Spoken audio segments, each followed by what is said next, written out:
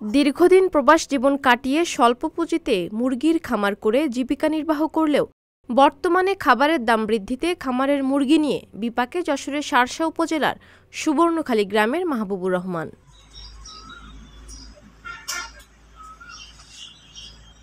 2019 সালের মার্চে ইউটিউবে ভিডিও দেখে লেয়ার মুরগির খামার করেন মাহবুবুর রহমান। কিন্তু মুরগির খাবারের দাম বৃদ্ধি হওয়ায় প্রায় 3000 মুরগির এই খামার চালাতে বর্তমানে হিমশিম খাচ্ছেন মাহবুবুর। কেননা প্রতিদিনই তার খামারে প্রায় 300 কেজি খাবারের প্রয়োজন।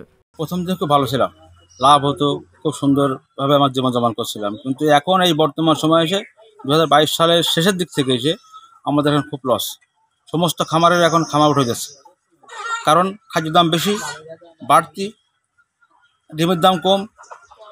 এই জন্য সমস্ত খামারিরা সব উঠে গেছে, অধিকাংশ খামার উঠে গেছে। আমারটা ঠিক আছে, কারণ আমি নিজেরা কাজ করি, কোনো আমাদের বাড়ির লোকের কাজ করে না, নিজের লোক কাজ করে বোঝায়। এই কারণে এই খামার এখন টিকে আছে। আমার মনে হয় কিছুদিন পরের মধ্যেই আমার এই খামার উঠে যেতে হবে, কারণ আমার লাভ হচ্ছে না, কোনো লাভ নেই, লস আর লস শুধু। প্রথম যখন আমি ব্যবসা শুরু করছি তখন ধরেন আমার প্রায় 30-40 হাজার 50 মাসে আসতো। আর এখন যে অবস্থা, 10,000 টাকা মাসে পড়ে না।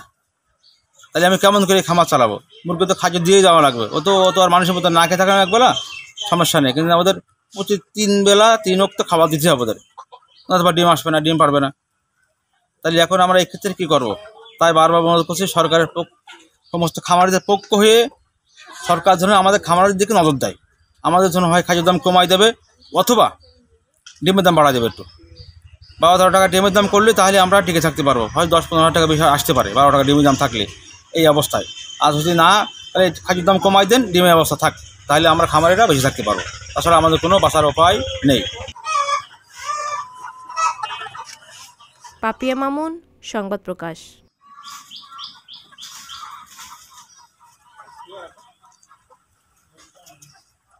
সংবাদ, ফিচার ও অনুষ্ঠানের জন্য ভিজিট করুন সংবাদ প্রকাশের ওয়েবসাইট এবং যুক্ত থাকুন ফেসবুক পেজ ও ইউটিউব চ্যানেলের সঙ্গে।